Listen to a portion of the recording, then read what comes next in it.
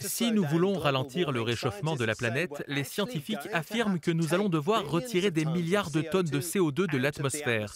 Alors comment faire? En plantant des arbres? En utilisant des machines? Prenons 2 minutes pour en discuter. Commençons par les machines. Cette usine, à l'allure futuriste, carbure en ce moment même, aspirant littéralement le CO2 de l'atmosphère. Elle appartient à une société appelée Climeworks et elle est implantée en Islande. Les machines utilisent de l'énergie géothermique renouvelable. Le CO2 est pompé sous terre et pétrifié dans la roche à 1000 mètres de profondeur. Cette nouvelle technologie est coûteuse. Cette usine de captage a coûté 10 millions d'euros et est capable d'aspirer 4000 tonnes de CO2 par an. Cela représente 2500 euros par tonne.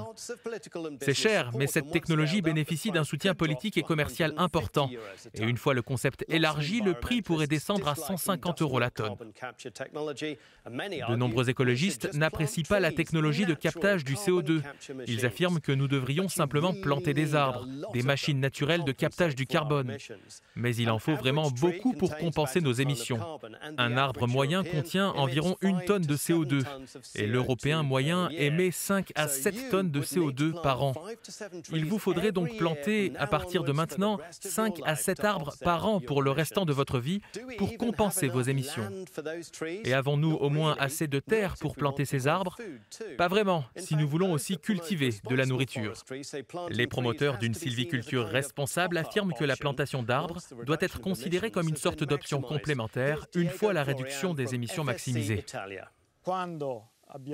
Lorsque nous aurons épuisé toutes les options de réduction des émissions et de fixation du CO2, les arbres seront un grand allié.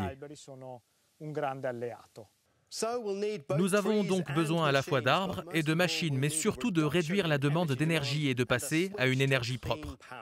Pour en découvrir plus sur le sujet, rendez-vous sur euronews.com/green et aussi sur nos réseaux sociaux.